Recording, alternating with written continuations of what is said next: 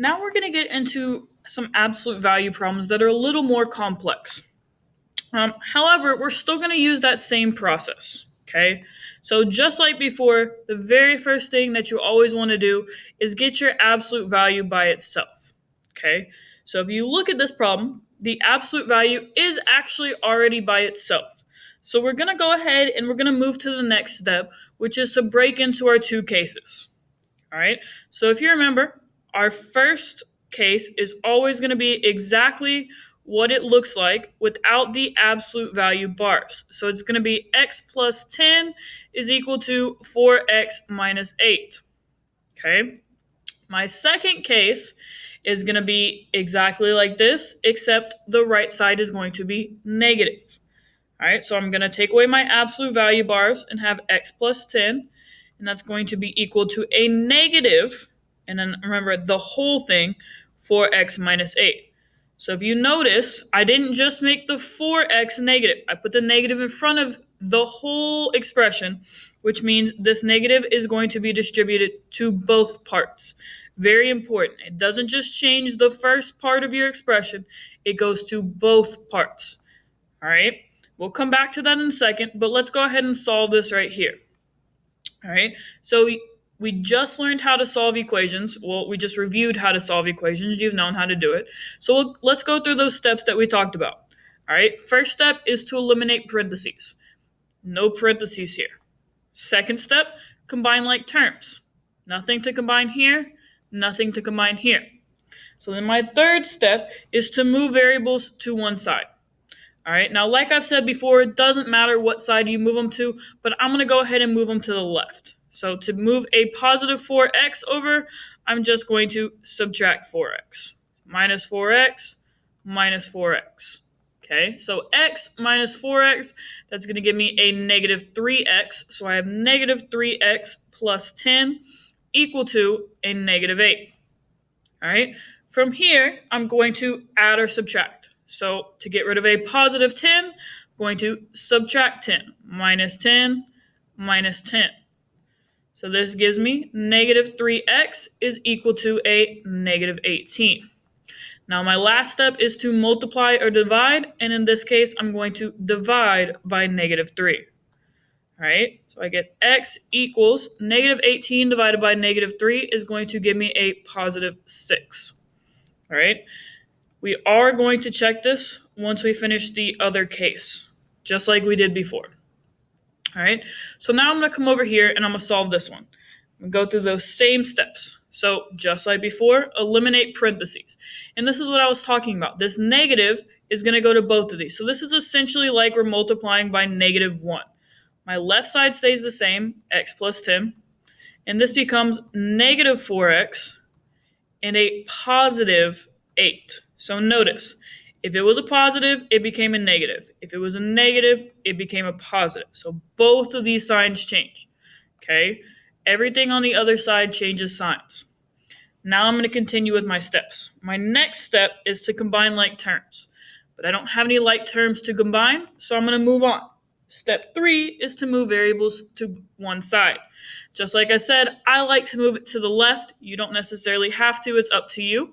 To move a negative 4x over, I'm just going to add 4x plus 4x plus 4x. Okay, so x plus 4x, that gives me a positive 5x. So I have 5x plus 10 is equal to a positive 8. All right. Now I'm going to add or subtract. In this case, to get rid of a positive 10, I'm going to subtract 10. Minus 10, minus 10.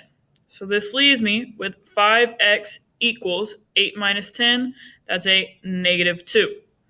All right. Then last step is multiply or divide. So I'm going to divide by 5 on both sides. And x equals negative 2 fifths. Now, just like we did before, we are going to check this, okay? And just like we did before, to check it, we are going to take our answers and plug them into the original equation. I'm going to take my 6 and I'm going to plug it in for x here. So I have the absolute value of 6 plus 10 equal to 4 times 6 minus 8, Well, 6 plus 10, that gives me 16. 4 times 6 is 24 minus 8. The absolute value of 16 is just 16, and 24 minus 8 is also 16. Okay, 16 is equal to 16, so this one checks out. This next one, we're going to do the exact same thing. We're going to plug in negative 2/5 for x. It's not going to be as pretty because we have a fraction, but the process is going to be the same. I have the absolute value of negative 2/5 plus 10 equal to 4 times negative 2/5 minus 8. Okay, so negative 2/5 plus 10, that's going to give me 9 3/5.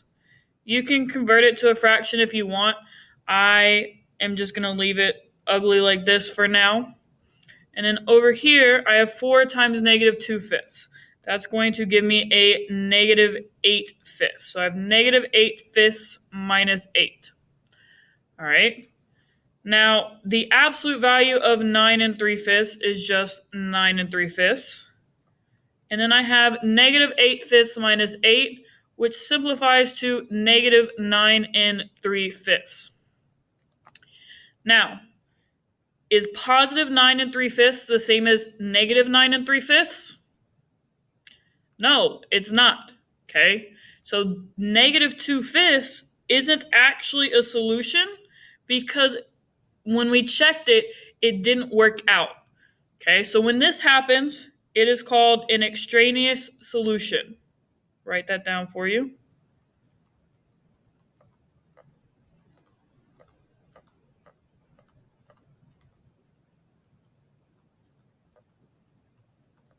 Okay, so when you get an answer, it looks okay, but then you check it and it doesn't work out, it's called an extraneous solution. All right, it's not actually an answer.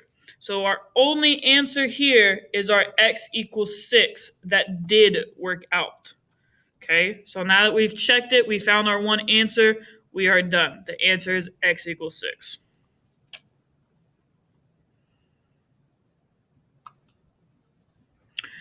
All right, so we're going to continue on here.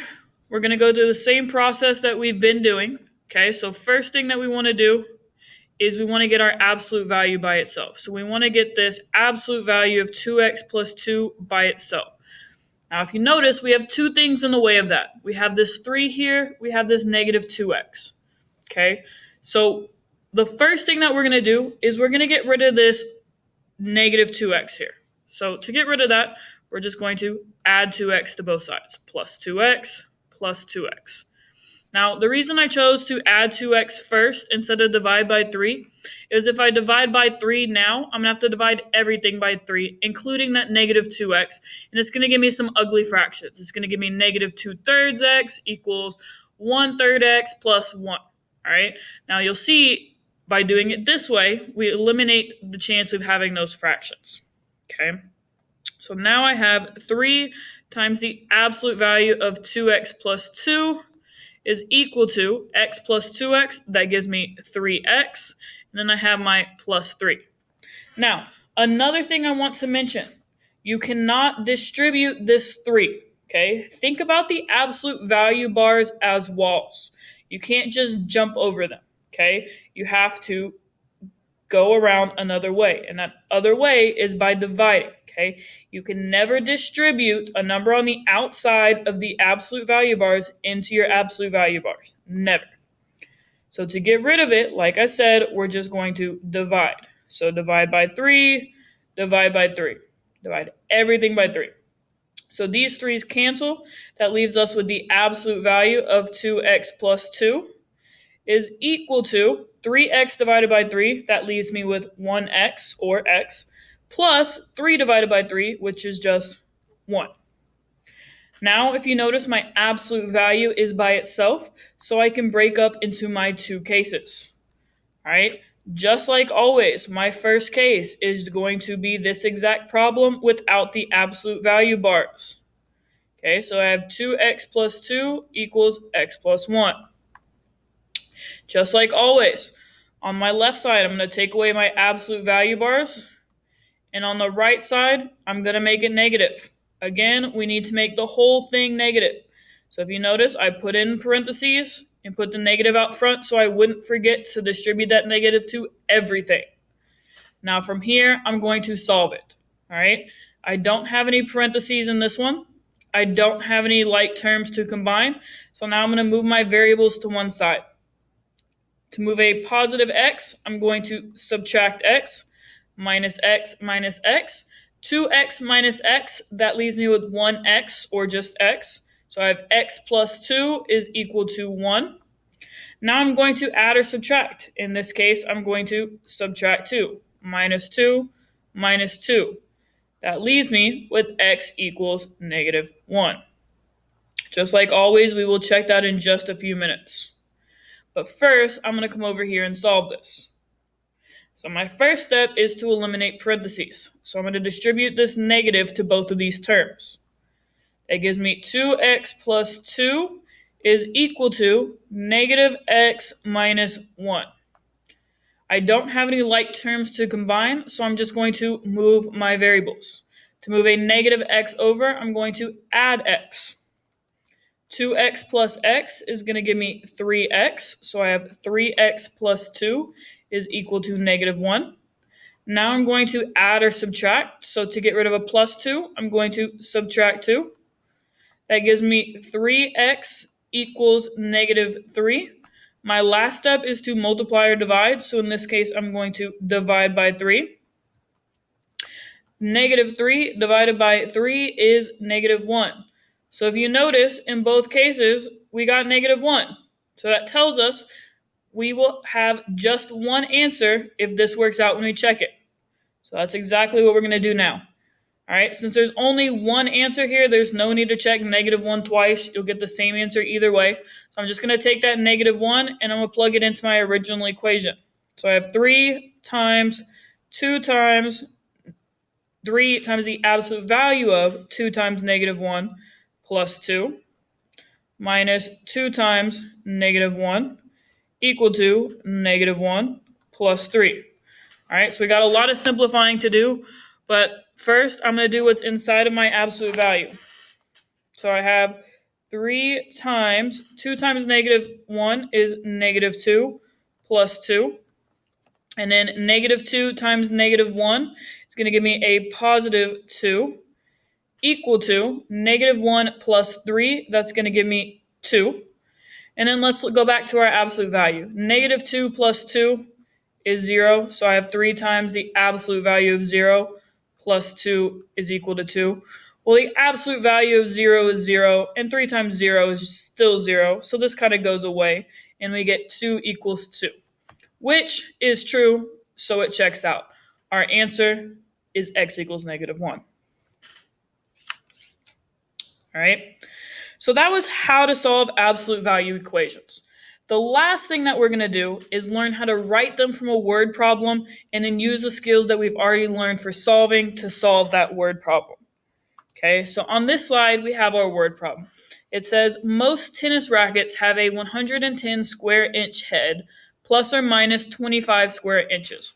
Write and solve an absolute value equation to determine the least and greatest possible sizes for the head of an adult tennis racket. Okay, so anytime we write absolute value equations, we're going to use the same setup. What that setup looks like is going to be in the form x minus c, the absolute value of that. The absolute value of x minus c is equal to r. Now, in this case, c is your central value. Okay, so the middle value that they give you in the problem. What on average, in this case, most tennis rackets are. R represents your range. So in each scenario, how much it changes by. So if we look at this particular problem, it says most tennis rackets have a 110 square inch head. Okay, so that's going to be our central range. That's what it starts at on average. Then it says plus or minus 25 square inches. So it varies by up to 25 square inches. So that amount it varies by is going to be our range, R. So then from here, all you do is take your C value and your R value and plug them into the equation. So my absolute value equation here is the absolute value of X minus, we said our C value was 110, is equal to R, our range, in this case, 25. Okay, so our equation is the absolute value of X minus 110 is equal to 25. In just a second, I'm going to go to the next page and we're going to solve this real quick.